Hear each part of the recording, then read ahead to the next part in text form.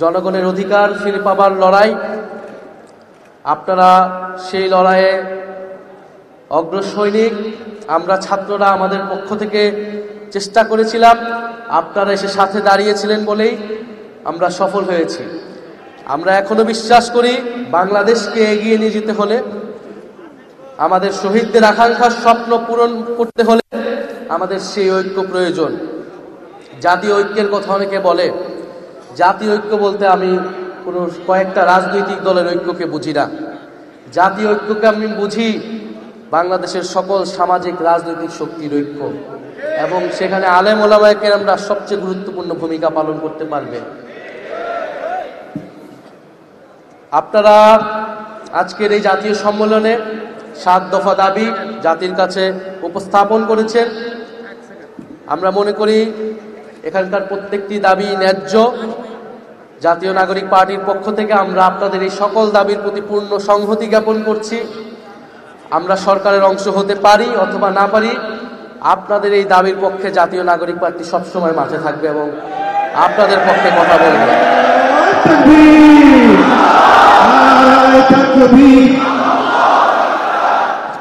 সম্মানিত আলেম ওলামায়ে কেরাম, আমাদের দেশের রাজনৈতিক ফ্যাসিবাদ দূর হয়েছে, কিন্তু বিগত 16 বছরে এই ফ্যাসিবাদ বাংলাদেশের যত ক্ষতি করেছে, সেই ক্ষতি সামলিয়ে উঠতে এই দেশকে নতুন করে গড়ে তুলতে হলে আমাদের আরো অনেকটা সময় দিতে হবে। আমাদের সমাজকে বিভাজিত করা হয়েছে, সমাজে নৈতিকতা মূল্যবোধের অবক্ষয় ঘটানো হয়েছে। বাংলাদেশের শিক্ষা ব্যবস্থা, সংস্কৃতি সবকিছুর কি বেহাল দশা আপনারা সবকিছুই জানেন। ফলে আপনারা যারা ইমাম খতিব রয়েছেন, সম্মানিত আলেম রয়েছেন, আপনাদের উপর দায়িত্ব অনেক অনেক বেশি। কারণ এবারে শুধু আমরা রাষ্ট্র সংস্কারের কথা বলতেছি, কিন্তু যদি আমরা সমাজ সংস্কার না করি, সামাজিক ফ্যাসিবাদ দূর না করি, সাংস্কৃতিক ফ্যাসিবাদ দূর না করি, তাহলে বাংলাদেশকে কিন্তু আমরা নতুন করে গড়তে পারবো না। ফলে একজন ইমাম, একজন খতিব, তিনি সামাজিক নেতৃত্ব, সমাজকে দিক নির্দেশনা দেন।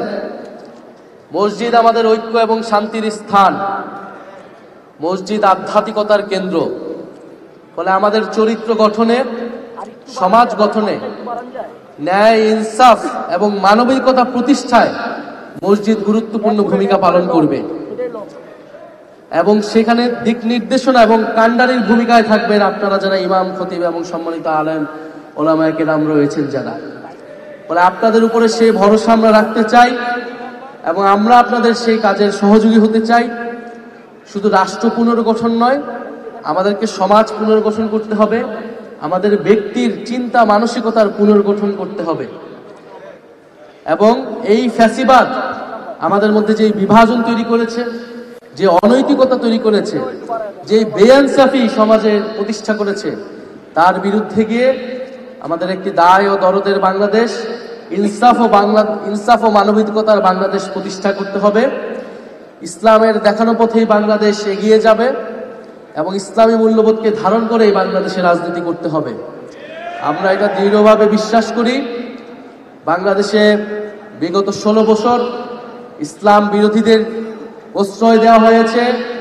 আওয়ামী লীগ ইসলাম বিরোধী রাজনীতি করেছে, আওয়ামী লীগ ভারতের দালালি করেছে। আমরা এবার কারো দালালি নয়, নিজেদের স্বাধীনতা সার্বভৌমত্ব রক্ষায় নিজেদের পায়ে বাংলাদেশ গড়ে তুলব এবং সেই বাংলাদেশ হবে ইনসাফের বাংলাদেশ।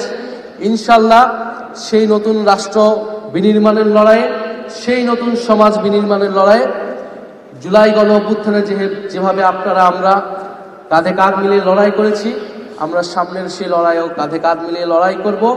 আমরা আপনাদের সাথে থাকব, আপনারা জনগণের পক্ষে থাকবেন, ইনসাফের পক্ষে থাকবেন, সেই প্রত্যাশা কামনা করছি।